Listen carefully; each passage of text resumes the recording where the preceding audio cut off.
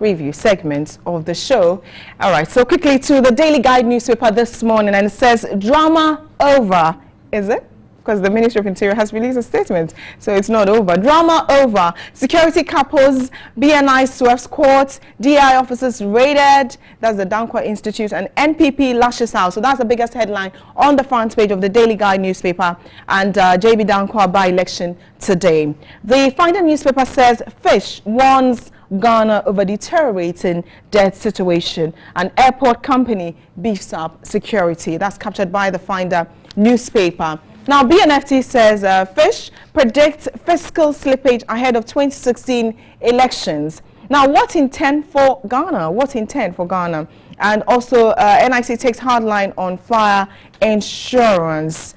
All right, that's fine from the BNFT. Also, Business Day says, who is killing Ghanaian economy? Big question, who's killing Ghanaian economy? And Simbox fraud.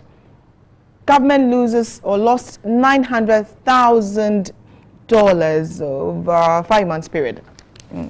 The Daily Graphic newspaper says that let's relish our success. President Mahama saying, let's relish our success.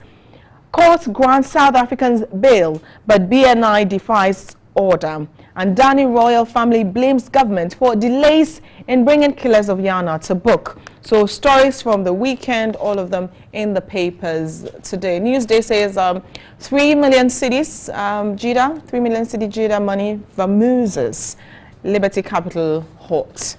All right, those are the stories making headlines. We're expecting the Deputy Communications Director of the New Patriotic Party, lawyer Michael Quaid Jr., to join us. Also, Sam George, aspiring member of Parliament for Ningo Prampram, also to join us. But in the studio, we have our energy experts with us, Mr. Kojo Nsafo Poko. Good morning to you. Good morning, and thank you very much. I'm very good. Yourself? Everybody's abandoning you. I know, actually, they just can't have enough of me. That's the thing. They're so addictive. They're addicted to you. Yes. That's okay. No, that's but welcome. I'm here. How did your Easter go? I'm quiet. I heard everybody went to Kwahu, so Accra was peaceful, so it was good. Oh, so you liked it in Yes. Accra? I did too. It was so peaceful. It was nice to sleep during the day. No traffic. You go to everywhere in 5 minutes. Perfect. Absolutely. Okay. I don't know if you had the opportunity to see the Ministry of Interior's statement. Yes, the one by Dr. Bani. Yes, Prosper Bani. Yes, Bani. yes, please. Okay. I'll just read a bit and then we'll start off with that, even though the papers didn't capture it. That's what we will start our conversation with. So it's on my phone, so kindly pardon me for going on my phone and read that one. This press release says a statement. It says here that arrest of 3 South African nationals, and then it chronicles, from the beginning when they were arrested, what was found on them and all that. But I just want to go from point 3 and then we'll go back to now point 4 actually. A comprehensive report on the operations of Superlock Technologies Limited and an assessment of key staff's vulnerability for possible compromise was retrieved from Haziz's room, one of the gentlemen who was arrested. STL is a company contracted by the Electoral Commission to transmit tallied election results. 5. Haziz denied authoring the documents but indicated that it was given to him by Danny Isaka, an Israeli based in South Africa. Haziz claimed he had not read the documents, which had been in his possession for about 3 weeks. During interrogation, it was evident he was conversant with the content of the document. What would you say about that paragraph about the involvement of STL? You see, the whole, to me, I think the STL documentation found on them is a bit of a sidetrack. You know what I mean? It's not, what if these guys have committed a crime? Let's prosecute them. Sure. Okay. STL documents on them, how they got to them. STL, for all we know, it's not a security company. Okay. If it's a class in certain jurisdiction, there are certain companies that are classified as they do work for national security. So documents of their workers and documents of their employees are classified. STL, they do what? I don't know what the significance of STL is to Ghana security. Okay, yes, maybe they've done some work in 2014 under contract for the EC, but I don't think that contract is still in effect. So XTL really is not a security company. So if they're not a security company, their documentation in the possession of someone, yes, the company can find out from a suit or something that the company is interested in to find out why their employee or human resource document is with a foreigner. But to me, as part of a security interrogation, national security, what is the implication of STL to national security? That is what nobody has been able to tell us as Ghanaians. What is the relation of STL to national security? STL is a padlock security gate company.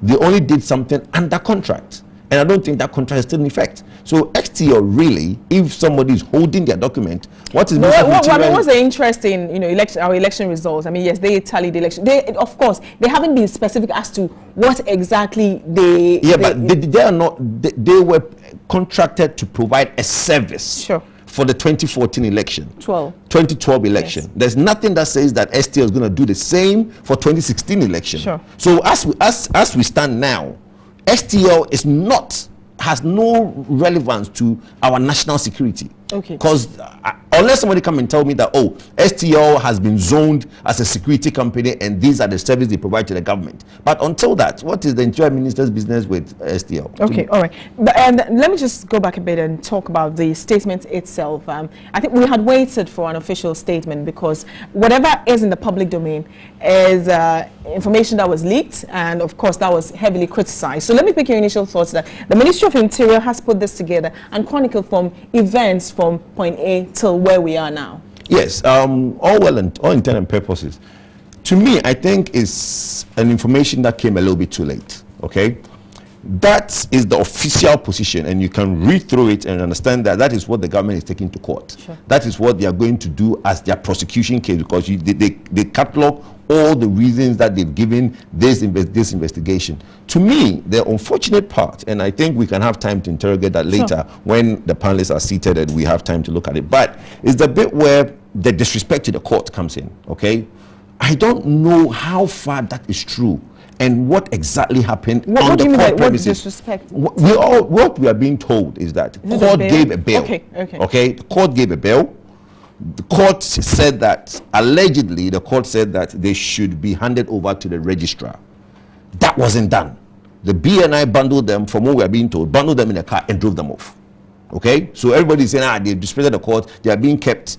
But you see, the Interior Minister tried to defend that. He says that on the 23rd, immigration started an interrogation. The immigration now asked, the immigration now asked BNI to hold them. Yeah. If when the prosecutor was in front of the judge, why couldn't they tell the judge that, oh, BNI has immigration has an interest in this case. Sure. So immigration is asking that we hold them, and then tell the judge what are the issues that immigration is looking at, so that if they are released, they might interfere with the immigration investigation. Sure. Then all the facts are in front of the judge, and the judge can now decide that, look, let's give them bail or not. Okay. But so if they were giving bail, okay, would we have said that they should not? So that is the issue that we really want to look at this point in time. But like I said, I mean, if that is being issued as a statement, to me, I think it's a statement that could have come earlier.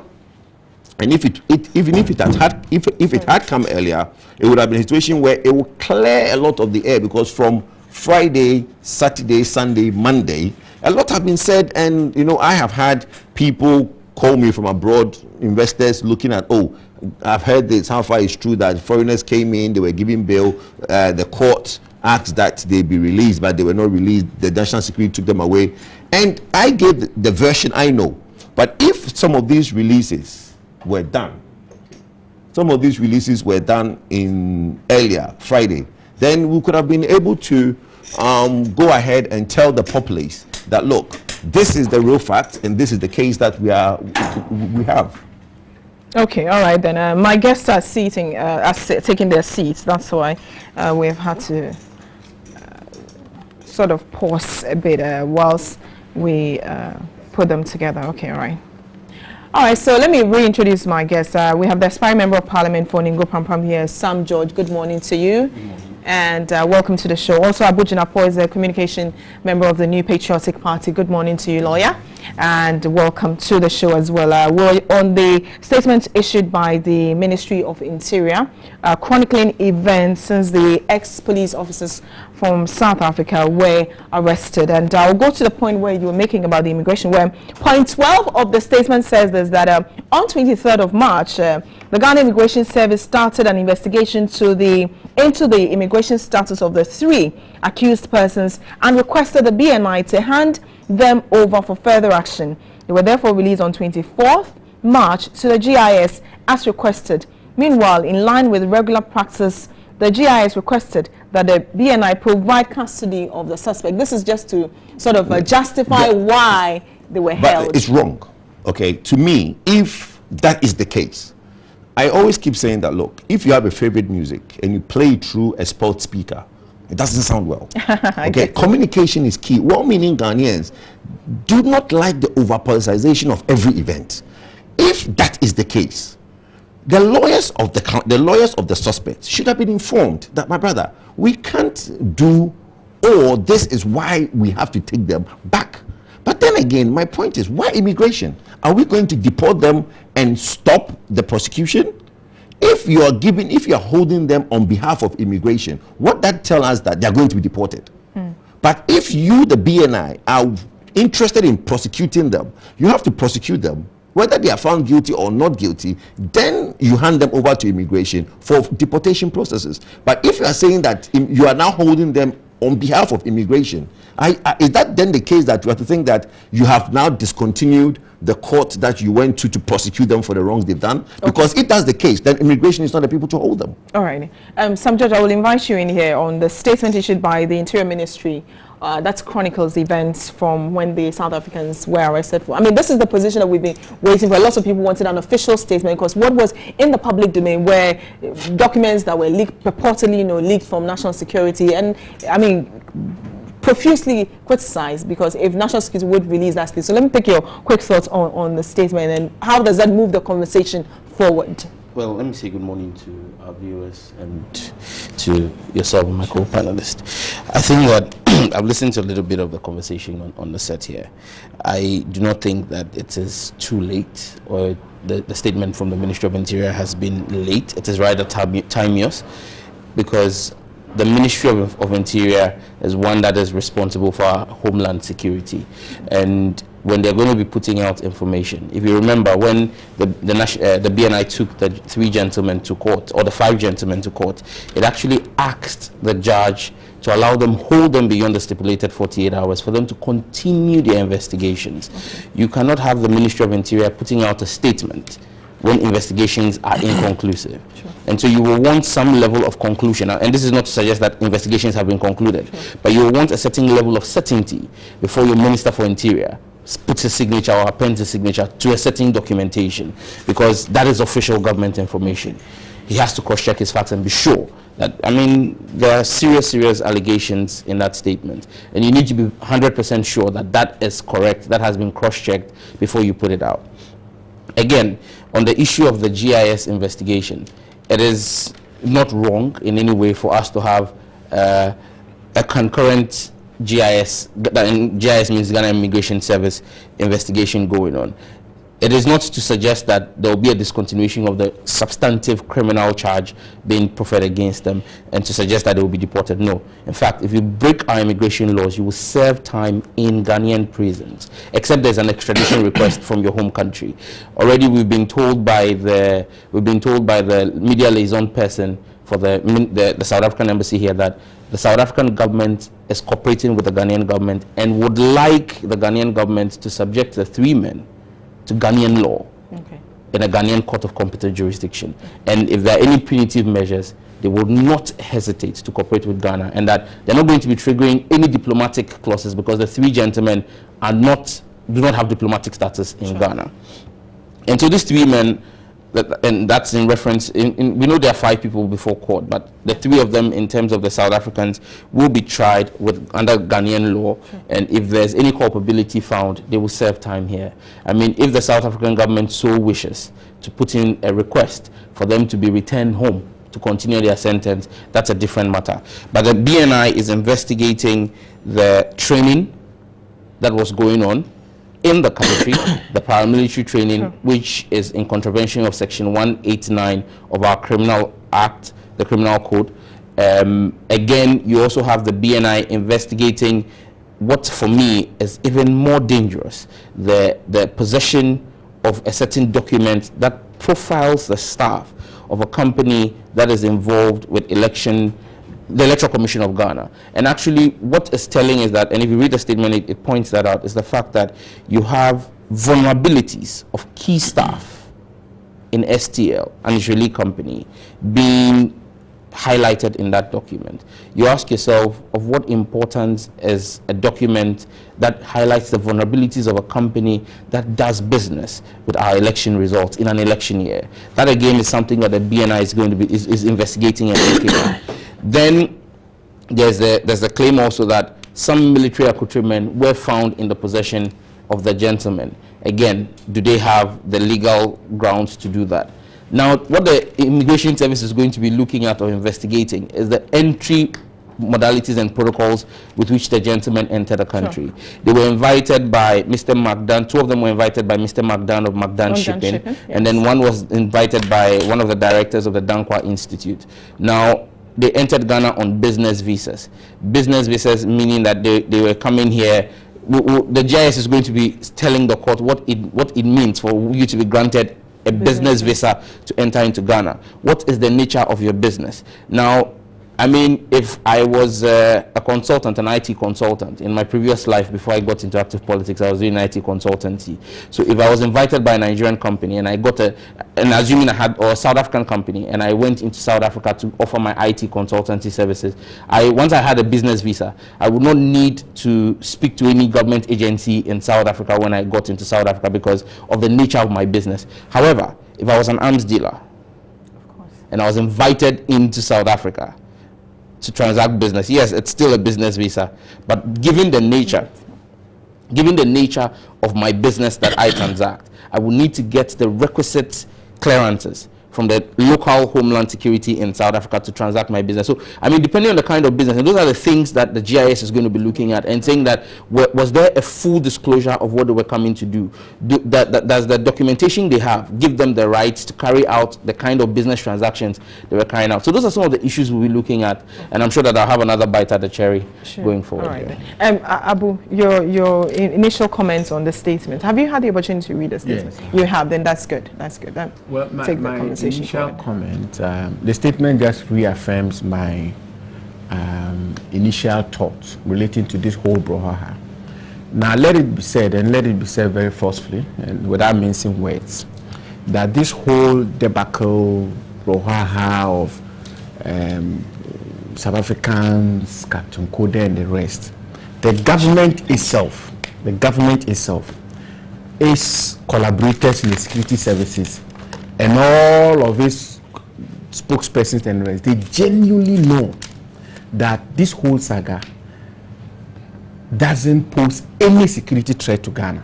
I mean, they know it. Government knows it, that this is, if you want, much ado about nothing. This is politically motivated. It is just, and we saw a similar one in the year 2012. You recall when Honorable Kine Japan was reported to have made some comments. He was bundled up, thrown into BNI custody, taken to court, charged with terrorism, genocide, all of those charges. Ask yourself, what has happened to that prosecution? Nothing. It was just politics. It was an attempt to portray the MPP as a violent party. It is the same thing that is happening now.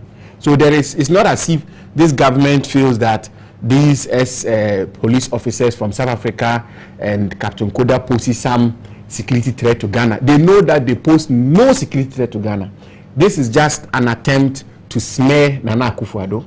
This is just an attempt to portray the MPP as a violent political party. This is an attempt to occasion distraction so that people will not pay attention to the crisis which is happening in our country. This is an attempt to intimidate the MPP. So let the point be made that the government is not doing anything to fight crime or to prevent any attack on Ghana or security. It's none of those. Now, if you want to find evidence why it is not so, my friend, if you want evidence why the government genuinely doesn't believe that there's a security threat to Ghana. My friend seated here, the Minister of Interior, government spokesperson, they can say anything as they please. They can engage in their propaganda. But when you go to court, and you prefer charges against people, you are required to back the charges with evidence. So unlike TV3, whilst we're in this studio, we can say anything and get away with it. If you don't restrain us, we can say anything and get away with it. However, if you step foot in court, whatever you say, that is a very serious forum, you'll be required to back it with evidence. Now ask yourself, in the midst of all this hula baloo, I've heard some people say that these people came into Ghana to perpetuate terrorism on Ghana, to commit crimes and whatever. The Minister of Interior himself says that in 2014, Captain Kode's name popped up in relation to some civil insurrection. Those were his words. Now question, when the South Africans were put before court, what charges did they prefer against them? The charges they preferred against them were misdemeanors. A misdemeanor is the lowest in the ranking of offenses in Ghana. You have the first degree felony, second degree felony. Misdemeanor is the lowest. In fact, invariably, in all cases, misdemeanors, you get a fine, not more than 1,000 cedis. So the point I'm making is that this our government, they should credit us with some intelligence, some modicum of intelligence. You create this hype, this tension, and create the impression that some South Africans have come into Ghana to attack, and as the Minister of Interior puts it, to attack the pillars of power. You create that impression and arrest people on weekends, throw them into custody and the rest. And when you step foot in court, the forum where serious business is conducted, you can't just say anything and get away with it. You charge them with misdemeanors. If these people are plotting civil insurrection, as the Minister of Interior wants us to believe, if these people, so I heard one other spokesperson of the government, he says a couple of them have been frequenting in Iraq, and so they are in Ghana to commit terrorism. If they are here to commit terrorism, why is it that when you take them to court, you don't charge them with offenses which is commensurate with the impression you create out there in the propaganda environment? You see, the problem we have in Ghana is that this our government, they are too obsessed with propaganda. Every day they wake up, morning, afternoon, evening. Their preoccupation is how to smear Nana Akufo-Addo, how to put the MPP in bad light, how to win votes. Now there's even a more important fundamental point, which my friend alluded to. It's a very important point, which is what? You have a government that flouts court orders. And I will explain to you, there is no explanation whatsoever, be it by the government or the Minister of Interior, who can rationalize the palpable, blatant flouting of a court order. This is how it works. When you are arrested, the law says once the law enforcement agencies arrest you, they are entitled to keep you for 48 hours. After the expiration or efflution of the 48 hours, they either have to release you, grant you bail, or charge you and put you before court. Now, this is the catch. Once the law enforcement agency puts you before court, the accused person ceases to be the subject of the investigator or the prosecution. The accused person becomes the subject of the court. That's why when you even go to court, the court complexes do have cells, holding places. Sure. So if the court wants to hold you themselves, the court will hold you. Now, when the court grants you bail, the processing of your bail is not at the behest of the prosecution or the investigator. The processing of your bail is at the behest of the registrar of the court. Because once they charge you and put you before court, it becomes adversarial. You cross swords. The accused and the state cross swords. Now, what happened in this case? The court granted these accused persons bail. And the judge even recalled the prosecution back, BNI, and warned them and told them that don't take the accused persons back to BNI custody. Release the accused persons to the registrar of the court and have them process their bail. Now, BNI wicks them away. The explanation the Minister of Interior is giving, sure, it doesn't fly. You know why? If immigration wanted to arrest these persons and keep them in BNI custody, what ought to have happened in accordance or in adherence to the orders of the court? the BNI should have gotten the accused persons to go through the processes of certifying their bail bond, get them released. When they leave the court premises, you can re-arrest them on the immigration charges. What the BNI did is a palpable flouting of a court order, and it has serious implications both in the international. Any investor who wants to come into a country to invest, the first thing an investor will want to be sure of is that do you have an independent, incorruptible, respected judiciary? Are the orders of the judiciary respected? You have a government which is talking about other people plotting to commit civil insurrection, and yet that same government is flouting court orders with impunity. I think this is Ghana's day of shame. This is an attack on the democracy of our country. It's Ghana's day of shame. Yeah, you make everybody laugh. Because Oh, it's no, that bad. okay, all right, thank you. It was Ghana's day. Look, and the historians, mark me, the historians will find space. Abu, your time is up, please. It's I didn't incredible. interrupt you. I didn't interrupt you, but your time is up. Yes, quick one. Actually, you Yeah, definitely, yes, just yeah. go ahead. I think you want to. You see, I mean, But I have a couple of questions to ask you. Abu basically seeks to humor us this morning with his wrapping up comments and suggesting that it was Ghana's day of shame. Look, the BNI did not flout any court orders. So you think that when they wait time away let's from the court, let's be very clear in our minds about that, and that is exactly what the minister has pointed out. The BNI was given specific instructions by the judge in respect of one court case, or in respect of one case before the court. Okay. The GIS investigation has not gone before any court. Okay. You get me? So you mean the specific instructions of the court Yes. were in relation to A particular charge. a particular charge. Okay, the BNI respects the court. The BNI is headed by a lawyer, respects the court, decides that very well. They have been granted bail by this court, but then the operatives on the ground are minded as soon as they step out of the court that there's another warrant for arrest. Okay. On the request of the GIS, because let's also realize that the GIS does not have holding facilities. The GIS in many instances will either request for the Ghana Police Service or the BNI to hold suspects that it wants to investigate. Okay. And there is another request from the GIS that says, hold these 3 men for us whilst we commence our investigation. that was an so arrest? basically what you have here are 2 subsets that are basically intersected. And then my brother would like to paint up a but picture. can I ask something? Please feel free. What I want to find out is that did the BNI operatives allow them to go through the bail processes? Did they take them to You register see- for the bail processes? you see- No, we want to say that there was one case you alluded to. Yes. That's what the court gave Yes. the order on. Did the BNI operatives allow them to go to the registrar, go through the bail process for that case we are alluding to? Did they allow them to do that? Before you Before began they the took second them one. away. Before you began Before the they took second them one. away. I'm coming. Educate Of what our consequence would that be? Because to the then- final, No, then, to the final, then the it final justifies determination of people's the fact. perception Yes. that they have defied the No, court. but the whole issue Let's about- have- Look, Okay, go ahead. You see, Bridget, we will let's be clear in our minds, Okay. okay? Our security services will not do things in a way that will disrespect our courts. But that's not, it looks like they've done No, it. that is the perception that is No, no, being but- funneled by members of the opposition. Absolutely. No, But how so? Let me tell you How something. so? You think the judge, if the judge felt that his orders had been flouted, if the judge did have a palpable cause to believe that his court has been disrespected, Yes. he has punitive measures that at his disposal, Bridget, which he can, which he can, One more, I'm coming, one more, please. which he can trigger.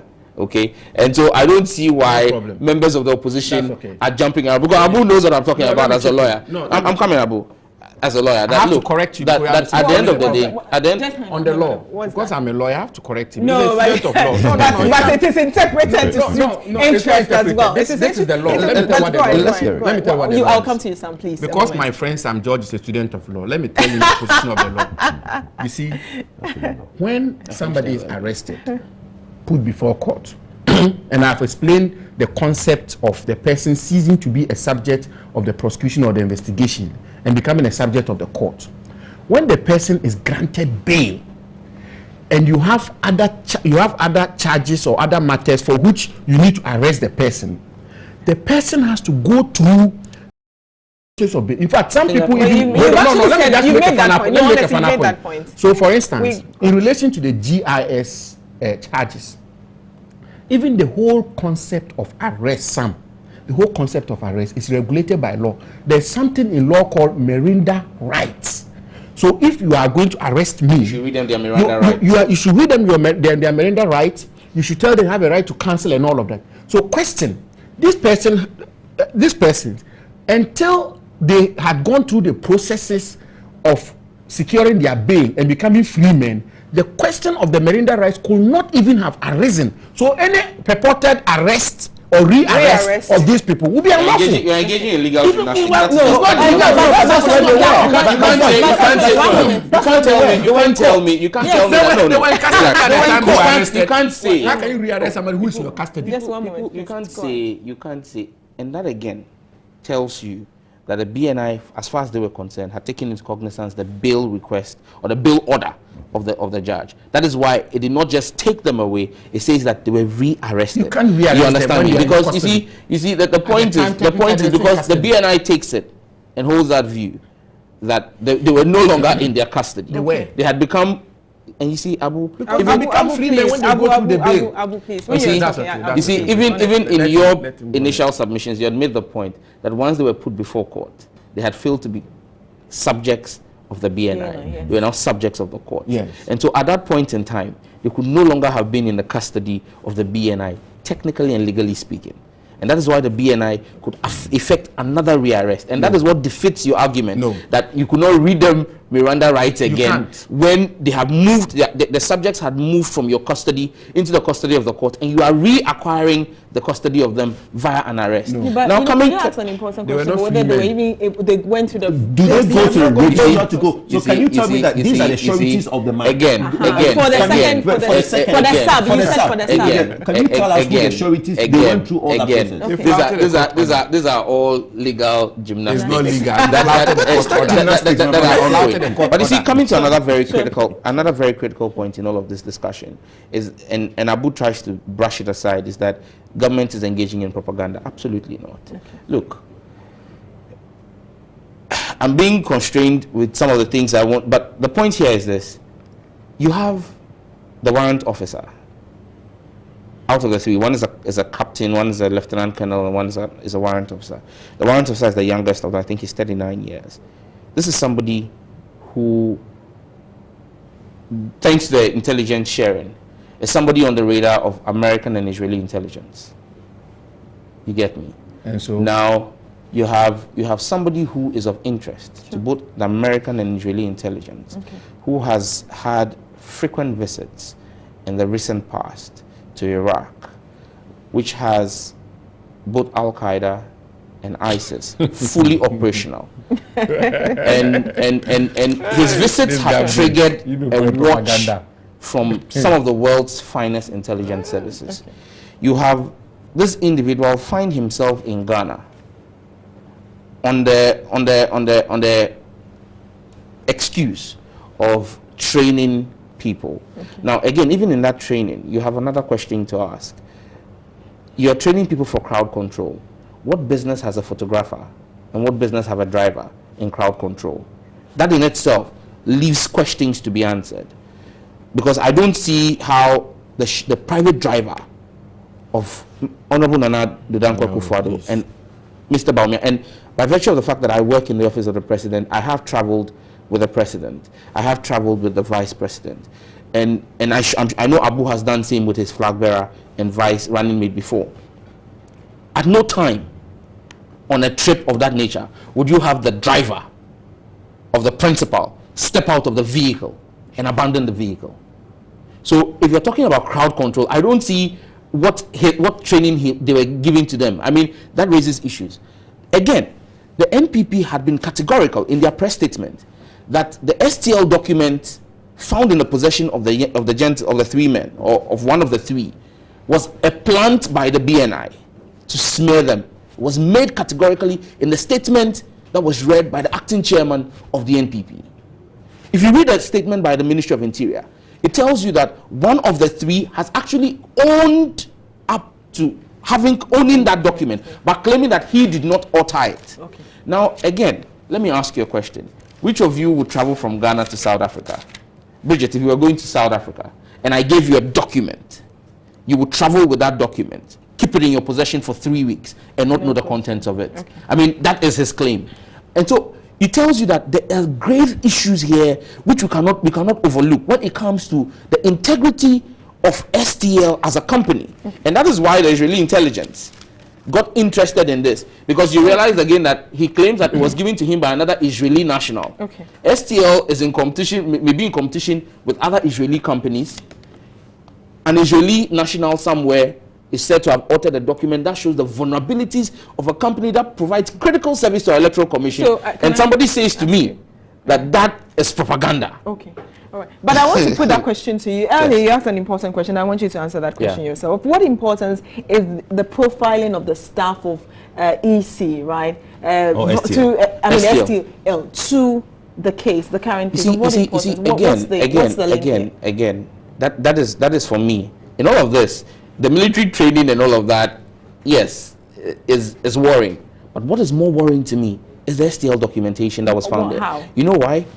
You look at what happened in 2012 when my brother, who is now national youth organizer of the NPP, Sami Oku, led men, youth of his party. Sami Oku is not here.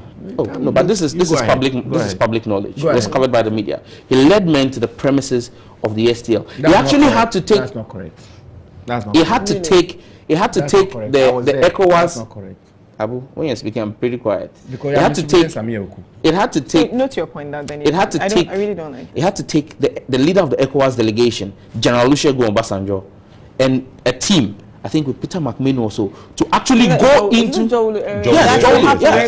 I mean, this is public knowledge. Oh well, okay. All right, go ahead. You know, they had to be granted access to go in to verify if anything, and were allowed into the server rooms, and then people was allowed to come in with IT people to go in there. I mean, this is public knowledge. Now, if you have that kind of spat that had happened between the NPP and STL, and allegations that were made, and then fast forward 4 years, in the lead up to another election, STL still has its contractual obligations with the Electoral Commission. They do? Yes, yes, they still do. That's the question. They still do. They will still most likely be offering the same services that they offer to the EC, which is basically redundancy services, which are supposed to be backup services for the EC servers, so that at every point in time you have a live mirror image of whatever is going on in the EC servers, and you have that service going to run most likely in our 2016 elections because there's still a contractual agreement with the EC. I agree.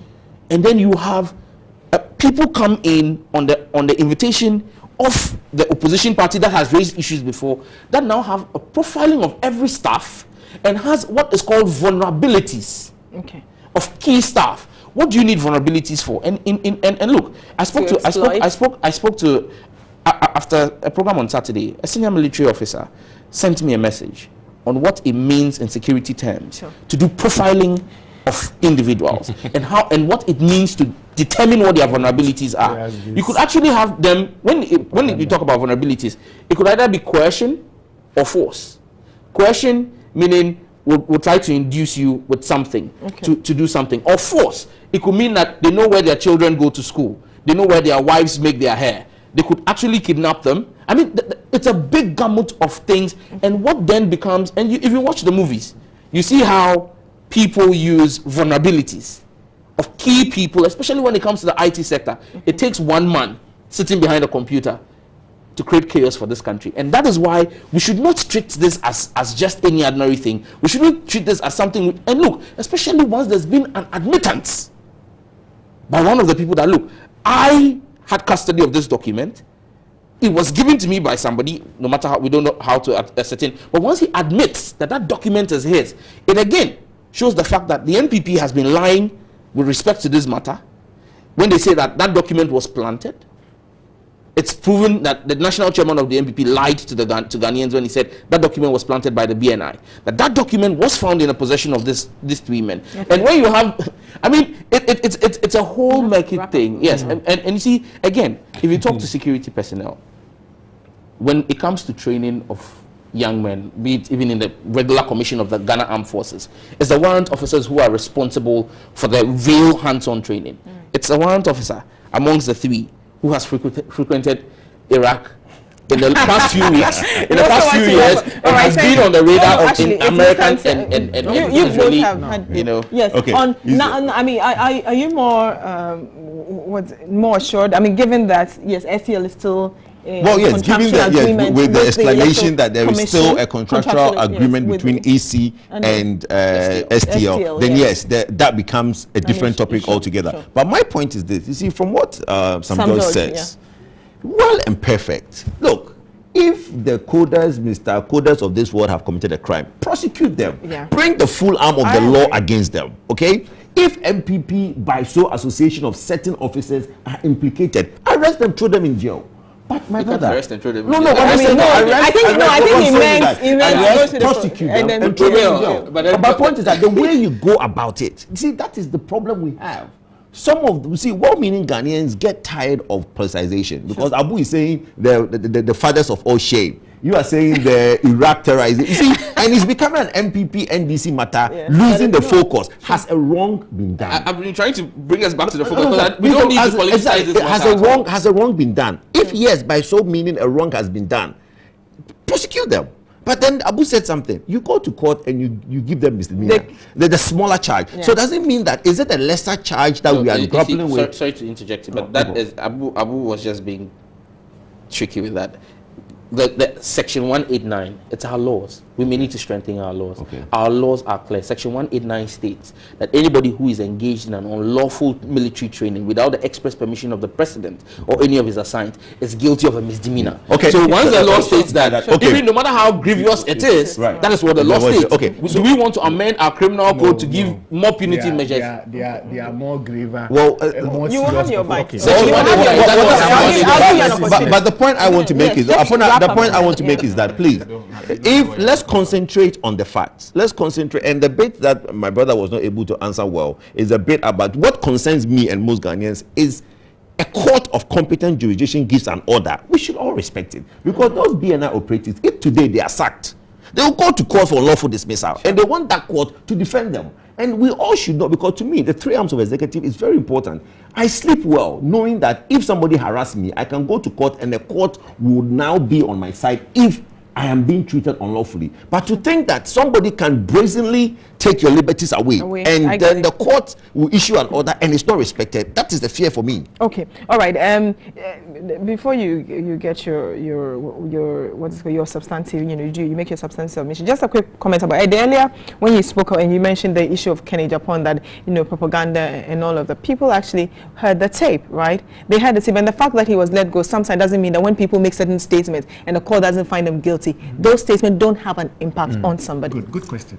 So my comment was not about his statement. No, my comment was about the issues which surrounded his comment and the brouhaha which came out of it, and even the charges which were slapped on him in the year to treason, terrorism, genocide, and the fact that government or the state did not follow through with the prosecution. Okay. So then I made the inference that it was just politically motivated. Okay, all right. And That's- okay, so that's the point I made. that's it. Now on Let's the go on. future, first, the training was a VVIP protection training, so it's not just about crowd control. So to make the suggestion that a driver and a photographer being involved, Oh, your guys drivers actually are said trained- crowd control. No, but the official position is that it is VVIP protection training. Okay. Now number two, my friend talks about Israeli intelligence, and we are in a difficult situation in this country, and these are people, they should credit us with some intelligence. They think we are all daft. Your own Minister of Interior, when he did his rendition of the facts, never mentioned any intelligence from Israelis or Americans, never mentioned any frequenting of Iraq. Now there's another point. Nobody should make a mistake in suggesting that the facts put out there by the Minister of Interior are credible facts. I doubt those facts. Really? Hold on. I doubt those facts, and I dispute those facts. And those facts cannot be held to be the sacrosanct facts. Why? The Minister of Interior is a party in all these matters. The only time facts will become sacrosanct and will be facts that we can Before work the with court. is when you go to court and it is subjected to evidentiary scrutiny, and the court makes findings of fact. So don't create the impression that your Minister of Interior has... I would like to rehearse his law. I would like to rehearse his law. Let me finish. No, let me finish. Chief. Let me You finish. see, there are two lawyers.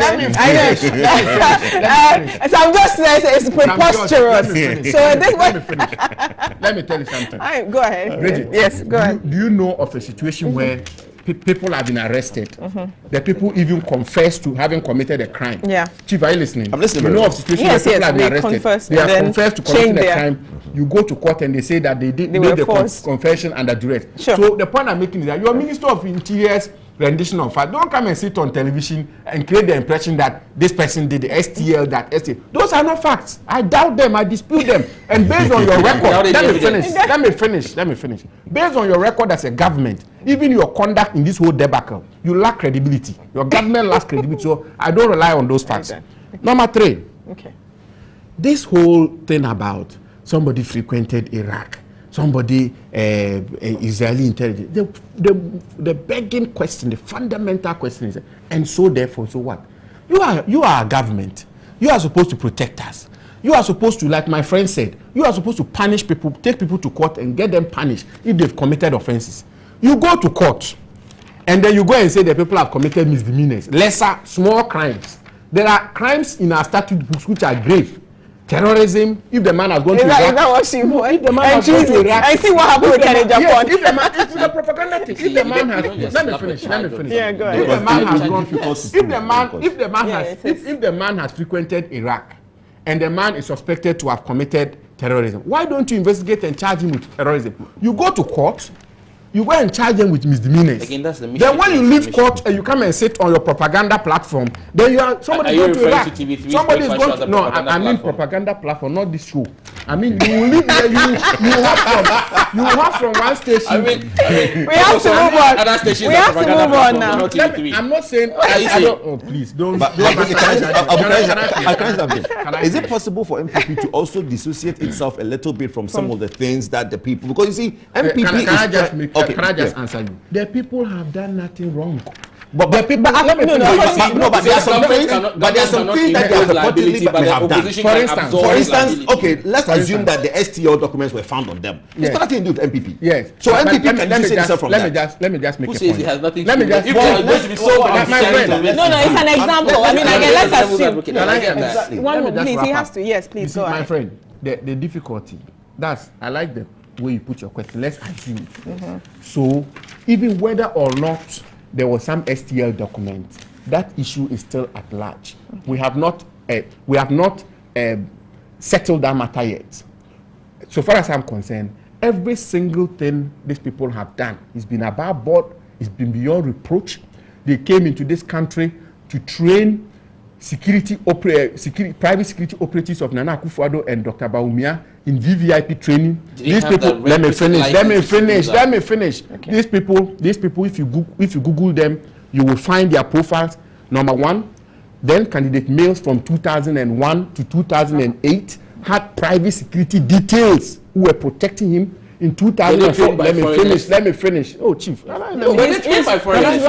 He's wrapping up. In 2004, the NDC brought into this country South African security experts to train candidate males' security details. In 2008, let me finish. In 2008, they brought Cubans to train President Mills, then candidate males' security details. False. There is absolutely nothing wrong with that. In conclusion, this whole brouhaha was intended to smear Nana Akufo-Addo, was intended to distract our attentions from the high cost of living, the electricity we cannot pay, the water we cannot pay, the economy which is in shambles. The Ghanaian people have found you out. You yourself, by your conduct, by your own conduct, the way you behaved in court and the rest, the Ghanaian people have found you out. Okay, we'll have to move on. No. Unfortunately. That's what it is. There's nothing more. 30 seconds on Because he makes the claim, he makes the claim that government cannot impose liability on anybody, basically, by saying that we cannot find them guilty. However, he sits here as opposition and absolves the people of any liability and says that there's no way the people will be guilty or are guilty of anything. They've done nothing. Look, Abu's a lawyer. I'm coming. Abu, I beg you. Thank you. You are a lawyer. Sure. Yes, as a lawyer, you have a responsibility also to your republic, not just your political party. and in defending the laws of this country, you cannot sit here based on your legal training and tell me that the people coming into this country to offer paramilitary training, and the training that was given has been broken down into unarmed combat, weapons handling, rapid response maneuvers, and VIP protection. 4 core areas. Rapid response maneuvers, weapons handling. Would the private security be using weapons handling? VIP protection, and then unarmed combat. Again, if you say that the people, we should check their profiles, I want you to also check, and for our viewers and for those of you here, check the profile of a now defunct company called Executive Outcomes. They run a similar company like what these 3 gentlemen run. Executive Outcomes, and look, SA mercenaries are well known across the world. Nick Dutoit is actually the poster boy for South African mercenaries. Check, and please, I'm saying, just Google, for the purposes of this discussion, find out about a company called Executive Outcomes and what they have done across the African sub-region. Next door in Sierra Leone, in Angola. Recently, they were in Equatorial Guinea. And that's how come Margaret Thatcher's son and all of that got involved. So when you tell me that there's a company that is registered, what is the company it's called Executive Outcomes. Margaret Thatcher's son. You get me? Mark Thatcher, recently, in an attempt to overthrow Theodore Obiang. So you see, the fact that a company is registered doesn't take away the fact, and again, another very important issue of gravity is at this point in time, you have 200 of the soldiers of fortune next door in Nigeria.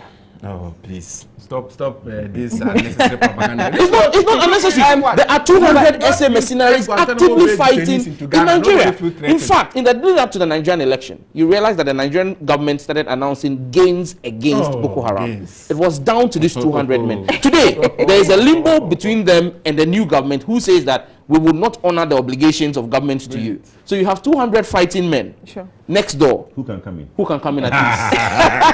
Listen, Chief, let me yes, he said you were particularly. I know it's not that deep. It's not that deep. We all know. It's not that deep. It's not that deep. We all know it's not that deep. Don't worry. Sam George, listen. He just wants an opportunity. No, it's not about. Oh, he said he wants to. No, he said he put his professional integrity at risk, and he wants to. No, not at risk. I just reminded him of his obligations to his calling. I owe a duty to my state. Yes. To my profession. So you agree with me? No, I don't agree with you. Listen, because you don't understand the issues. That's your problem.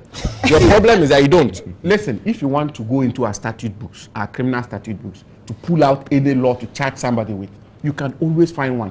Do you actually know that there's a law on our statute books which criminalizes driving a car and splashing pothole water on somebody? So you can always find a law. Listen. Whether or not these people have committed an offense, you are in court with them. The court will make that determination. At least the average Ghanaian knows that on the first showing, you were given a knockout. You went to court to seek for a remand. You went and spoke at length, asking for a judge to remand people for charges of misdemeanor. The judge threw you out. You flouted the court's orders. Now there's a final point I need to make. You know, this whole business where state security are used by the government as a tool to persecute political opponents, I think it's about time we bring a halt to it. State security are supposed to be agents of the state. Their loyalty has to be with the state. Their duty has to be with the state. It's not. The matters that have unfolded lately in relation to this matter clearly give some of us cause to be concerned and worried about the disposition of state security agencies. Thank you. There is also another point, and I just make that final point, that this business of heightening tensions in our country, it will take only a government which is not sensitive to the economic well-being of the people to raise tensions for no reason, in fact needlessly raise tensions. You say all of these things in our country and expect investors to come here to invest. Even your government, you brought ex-Guantanamo Bay detainees, and yet we are still in this country. You brought Guantanamo Bay detainees, and we are in this country. One moment. But I want to wrap up. I want to wrap up with the point that actually talks about Team Ghana. Okay, says that the security agencies of Ghana can assure the citizenry, you would have the opportunity. They assure the citizenry, political stakeholders, and all who deem themselves to be high-value targets to security, but short of the commitment of the security agencies and government to provide the required and utmost security as has been exhibited since commencement of our current democratic dispensation. Should the need arise for any stakeholder to opt for private security, as we have witnessed under this index case, we strongly advise that the mandatory legal processes are followed and exhausted. The peace and security and stability of our dear nation and its people shall always remain paramount to government. Isn't that what it should always be? Yes, it should be. But you see, that also brings certain things that in the past we've discussed and we found out is not true.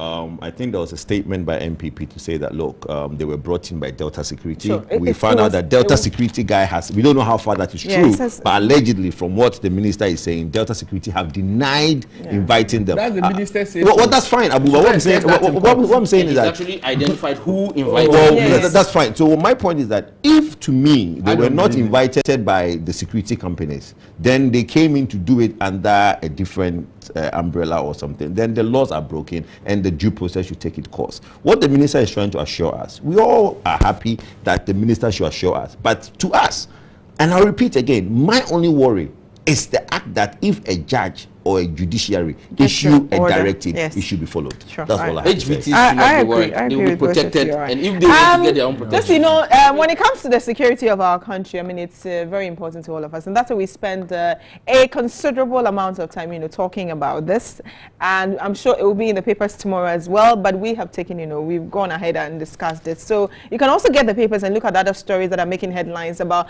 drama over, and I mentioned earlier that the drama is not over, because Daily Guide will give us another story tomorrow about the security couples, BNI Swift. How's the captain was Kado? How's he doing? No, we're told that he was released on health grounds. Yeah, he understands that this is all propaganda. I mean, he knows that the struggle will require that some people make enormous sacrifices. And but you know, no, please, I only asked you a question. Change is coming. It will not matter what they do. But the government says change is happening now. Change is coming. The people who are rise for change. It will right, not matter what they do. And I want to say a big thank you to you. Are you not covering anything? Are you not giving us any more? Well, our time. Oh, 1 hour. Let's do something. We don't need any 30 seconds before change is coming.